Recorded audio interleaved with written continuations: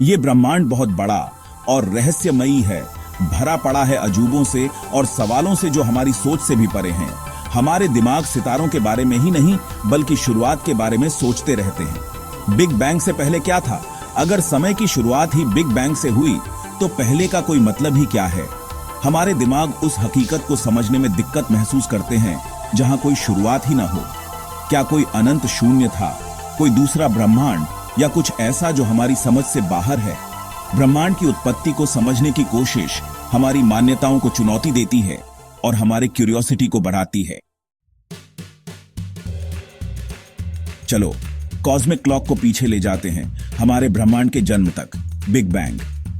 उस पल समय और स्पेस की शुरुआत हुई, तेजी से फैलते हुए, किसी खाली जगह में नहीं बल्कि खुद रियलिटी के फैब्रिक की तरह।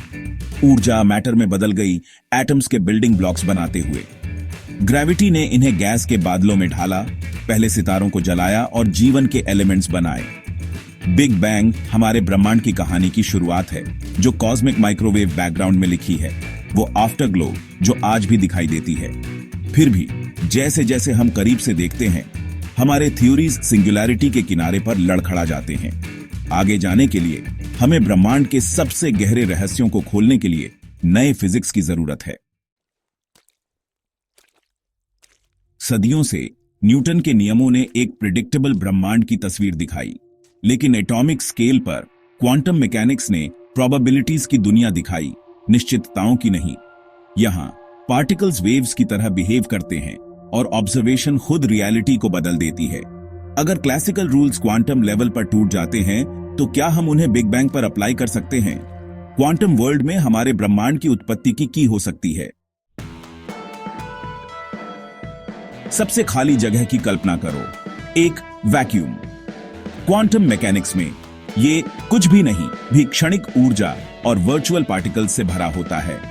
हाइजेनबर्ग्स अनसर्टेनिटी प्रिंसिपल की वजह से ये पार्टिकल्स एग्जिस्टेंस में आते जाते रहते हैं, कैसिमिर इफेक्ट जैसे मेजरेबल इफेक्ट्स छोड़ते हुए।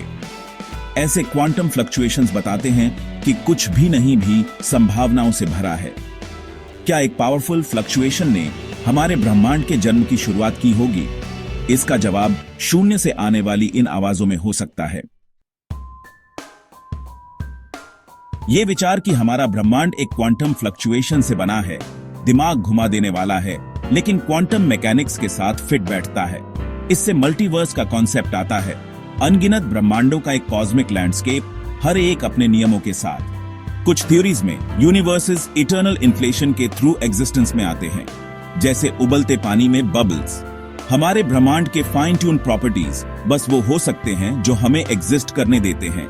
Anthropic principle. मल्टीवर्स अभी भी स्पेक्युलेटिव है, लेकिन ये हमें अपने ब्रह्मांड को एक बहुत बड़ी रियलिटी के हिस्से के रूप में देखने के लिए चैलेंज करता है।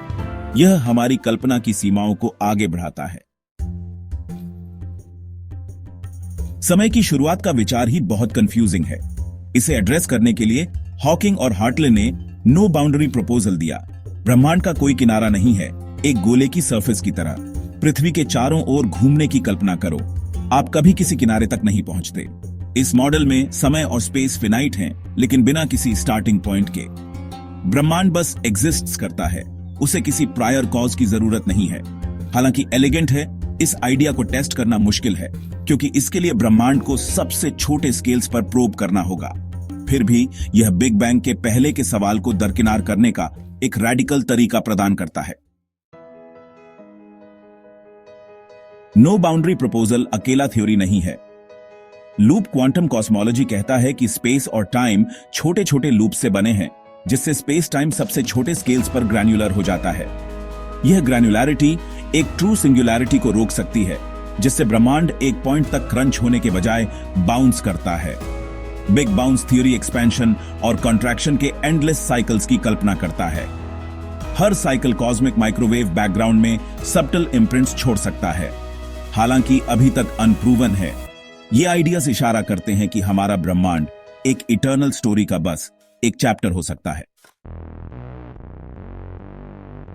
जैसे जैसे हम ब्रह्मांड की उत्पत्ति की जांच करते हैं, हम अपने नॉलेज की सीमाओं से टकराते हैं। हमारे बेस्ट थियरीज सिंगुलैरिटी पर टूट जाते हैं, जहां डेंसिटी और टेम्परेचर इन्फिनिट हो जाते हैं। सही मायने में समझने के लिए हमें क्वांटम ग्रेविटी के थ्योरी की जरूरत है, जो बड़े और छोटे को एक करे। ऐसे थ्योरी के साथ भी बिग बैंग के पहले का कॉन्सेप्ट अपना मीनिंग खो सकता है। फिर भी इन सवालों का परस्यूट हमारे नॉलेज को बढ़ाता है और हमारी इमेजिनेशन को जगाता है। ब्रह्मांड की उत्पत्ति के बारे में कुछ आइडियाज वाकई दिमाग घुमा देने वाले हैं। सिमुलेशन हाइपोथेसिस कहता है कि हमारा ब्रह्मांड एक सोफिस्टिकेटेड कंप्यूटर सिमुलेशन हो सकता है, या शायद ब्रह्मांड साइक्लिक है, एक कॉस्मिक रिदम में एंडलेसली एक्सपैंड और कंट्रैक्ट हो रहा है। हर बिग बैंग बर्थ और रीबर्थ के एक इन्फिनिट साइकिल का बस एक फेज हो सकता है। हालांकि स्पेकुलेटिव हैं, ये आइडियाज हमें याद दिलाते हैं कि कॉस्मोस कितना स्ट्रेंज और वंडरफुल हो सकता है। ये हमें क्वेश्चन करने, इमेजिन करने और अननोन को एम्ब्रेस करने के लिए इनकरेज करते हैं। बिग बैंग से पहले क्या था? यह सबसे बड़ा कॉस्मिक मिस्ट्री है। निश्चित आंसर्स के बिना भी यह सवाल पूछना हमारे क्यूरियोसिटी और एक्सप्लोरेशन को आगे बढ़ाता है। ब्रह्मांड अस्टॉनिशिंग ब्यूटी और स्ट्रेंजनेस से भरा है, ऐसे वंडर से जो हमें सरप्राइज करते हैं। रहस्य को अपनाना उतना ही इंपॉर्टेंट है जितना आंसर्स ढूंढना। तो जब आप रात के आसमान को देखते हैं तो अपने वंडर को अपना गाइड बनने दें, क्योंकि अपनी क्यूरियोसिटी में ही हम ट्रूली कॉस्मोस से कनेक्ट करते हैं।